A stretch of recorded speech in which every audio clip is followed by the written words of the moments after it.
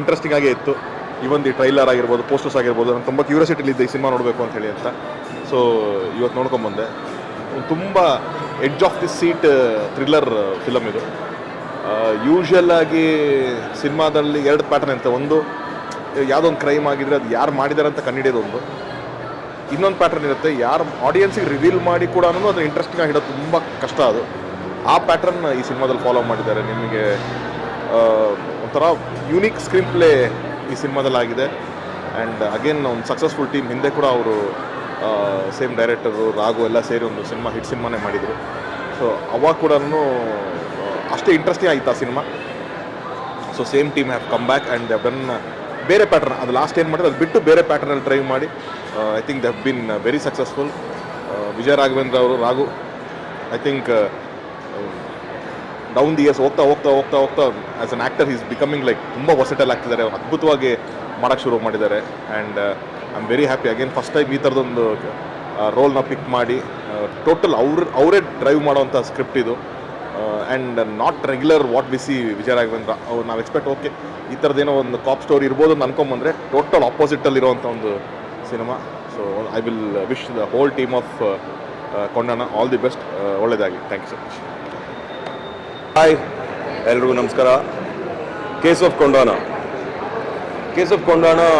ಅಣ್ಣನ ಪರ್ಫಾರ್ಮೆನ್ಸ್ ನಂಗೆ ತುಂಬ ಇಷ್ಟ ಆಯಿತು.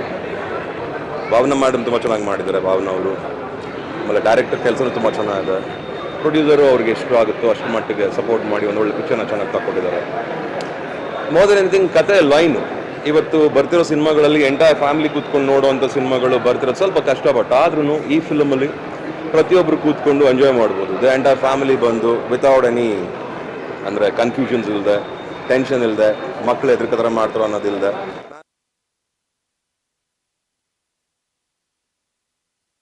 ಈ ಪಿಕ್ಚರು ತುಂಬ ಆಸೆಪಟ್ಟು ಪಿಕ್ಚರ್ಗೆ ಒಳ್ಳೇದಾಗುತ್ತೆ, ನೀನು ಬಂದು ನೋಡಬೇಕು ಹಾಗೆ ಹೀಗೆ ಅಂತ ನನಗೆ ಭಾಳ ಖುಷಿ ಆಯಿತು. ಅವನಲ್ಲಿ ಇದ್ದಿದ್ದು ಕಾನ್ಫಿಡೆನ್ಸು, ಆ ಕಾನ್ಫಿಡೆನ್ಸ್ ನನಗೆ ಇವತ್ತು ಮೂವಿಲಿ ಕಾಣಿಸ್ತು. ಚೆನ್ನಾಗಿದೆ ಪಿಕ್ಚರು.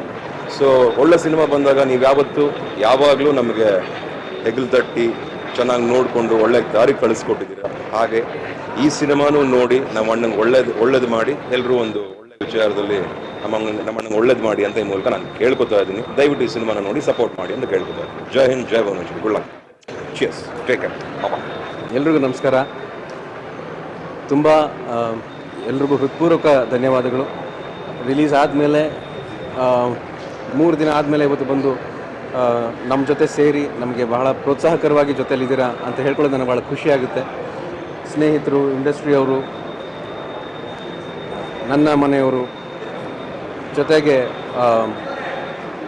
ಸಾಮಾನ್ಯ ನಮ್ಮ ಪಬ್ಲಿಕ್ ಕೂಡ ಬಂದು ಸಿನಿಮಾ ನೋಡಿ ಬಹಳ ಇಷ್ಟಪಡ್ತಿದ್ದಾರೆ. ಎಲ್ಲರೂ ಹೇಳ್ತಾ ಇದ್ದಾರೆ, ಸರ್ ನಮ್ಮ ಕಡೆ ಸ್ಕ್ರೀನ್ ಇಲ್ಲ, ನಮ್ಮ ಕಡೆ ಥಿಯೇಟ್ರಲ್ಲಿ ಇಲ್ಲ ಅಂತ. ಕೆಲವು ಸಲ ಅನಿವಾರ್ಯತೆಯಿಂದ ನಮಗೆ ಬೇಕಾದಷ್ಟು ಸ್ಕ್ರೀನ್ಗಳಿಗೂ ನಮಗೆ ಬೇಕಾದಷ್ಟು ಥಿಯೇಟ್ರ್ಗಳು ಸಿಗದೇ ಇರೋ ಕಾರಣ ಒಂದೊಂದು ಸಲ ತಡ ಆಗ್ಬೋದು. ಅಂದರೆ ಆ ಪ್ರದೇಶಕ್ಕೆ ಸಿನಿಮಾ ಬರೋ ಸ್ವಲ್ಪ ತಡ ಆಗ್ಬೋದು. ಬರುತ್ತೆ, ಬಹುಶಃ ನಾಳೆಯಿಂದನೇ ನಮಗೆ ಶೋಗಳನ್ನ ಕೊಡ್ತಾರೆ, ಥಿಯೇಟ್ರ್ಗಳನ್ನ ಕೊಡ್ತಾರೆ ಅನ್ನೋ ಭರವಸೆ ಮೇಲೆ ಇವತ್ತು ನಿಮ್ಮ ಜೊತೆ ಈ ಮಾತನ್ನು ಹಂಚ್ಕೋತಾ ಇದ್ದೀನಿ. ಒಳ್ಳೆ ಸಿನಿಮಾ ಮಾಡಿದ್ದೀವಿ. ನೋಡಿರ್ಬೋದು, ಭಾಳ ಜನ ಇನ್ಸ್ಟಾಗ್ರಾಮಲ್ಲಿ ಒಂದು ಸಣ್ಣದೊಂದು ವಿಡಿಯೋ ಇತ್ತು, ವಿಜಯ ರಾಘವೇಂದ್ರ ಒಂದು ಒಳ್ಳೆ ಸಿನಿಮಾ ಮಾಡಬೇಕು, ವಿಜಯ ರಾಘವೇಂದ್ರನ ಸಿನಿಮಾದಲ್ಲಿ ಕಥೆ ಚೆನ್ನಾಗಿರಬೇಕು, ಡೈರೆಕ್ಷನ್ ಚೆನ್ನಾಗಿರಬೇಕು, ಎಮೋಷನ್ ಚೆನ್ನಾಗಿರಬೇಕು, ಆ್ಯಕ್ಷನ್ ಚೆನ್ನಾಗಿರಬೇಕು, ಮುಖ್ಯವಾಗಿ ಸಿನಿಮಾನ ಚೆನ್ನಾಗಿ ಪ್ರೆಸೆಂಟ್ ಮಾಡಬೇಕು, ಇವೆಲ್ಲ ಹೇಳಿದಾಗ ನನಗೆ ಭಾಳ ಖುಷಿಯಾಗುತ್ತೆ. ಸಿನಿಮಾ ಮಾಡಾದಮೇಲೆ ಅದನ್ನು ಎಲ್ಲರೂ ಬಾಯಲ್ಲೂ ಕೇಳಿದಾಗ ಇನ್ನೂ ಸಮಾಧಾನ ಆಗುತ್ತೆ. ಆದರೆ ಆ ಸಮಾಧಾನ ಥಿಯೇಟ್ರ್ಗಳಲ್ಲಿ ಜನ ಬರೋದ್ರ ಮೂಲಕ ಅದು ಏನು ಹೇಳ್ತಾರೆ, ಅದು ಟ್ರಾನ್ಸ್ಲೇಟ್ ಆಗಬೇಕು. ಇಲ್ಲಾಂದರೆ ನಾವು ಮಾಡಿರೋ ಕೆಲಸಕ್ಕೆ ಪಟ್ಟಿರೋ ಶ್ರಮಕ್ಕೆ, ನಮ್ಮ ಚಿತ್ರತಂಡ ಪಟ್ಟಿರೋ ಶ್ರಮಕ್ಕೆ ಅಷ್ಟಕ್ಕೂ ನ್ಯಾಯ ಕೊಟ್ಟಾಗೋದಿಲ್ಲ. ಆ ನ್ಯಾಯವನ್ನು ನೀವು ಇವಾಗಲೇ ನಿಮ್ಮ ಮಾತುಗಳ ಮುಖಾಂತರ ಅದನ್ನು ಹರಡ್ತಾ ಇದ್ದೀರಾ. ಇನ್ನೂ ಹೆಚ್ಚು ಹರಡಲಿ, ಇನ್ನೂ ಹೆಚ್ಚು ಜನ ಥಿಯೇಟ್ರ್ ಒಳಗೆ ಬರಲಿ ಅಂತ ನಾನು ಕೇಳ್ಕೊತೀನಿ. ಕೇಸ್ ಆಫ್ ಕೊಂಡಾಣ ನನ್ನ ವೃತ್ತಿ ಜೀವನದ ಇಷ್ಟೂ ಒಳ್ಳೆ ವಿಮರ್ಶೆಗಳನ್ನು, ಇಷ್ಟೂ ಒಳ್ಳೆ ಪ್ರಶಂಸೆಗಳನ್ನು ಪಡೆದಂಥ ಭಾಳ ಕಡಿಮೆ ಸಿನಿಮಾಗಳಲ್ಲಿ ಒಂದು ಅಂತ ಹೇಳಿದ್ರೆ ತಪ್ಪಾಗೋದಿಲ್ಲ. And once again thank you very much. ನಿಮ್ಮ ಈ ಪ್ರೋತ್ಸಾಹ, ನಿಮ್ಮ ಈ ಪ್ರೀತಿ ಹೀಗೆ ನನ್ನ ಮೇಲಿರಲಿ, ನನ್ನ ಕುಟುಂಬದ ಮೇಲಿರಲಿ, ನನ್ನ ಕೆಲಸದ ಮೇಲೆ ಇರಲಿ ಅಂತ ನಾನು ಕೇಳ್ತೀನಿ.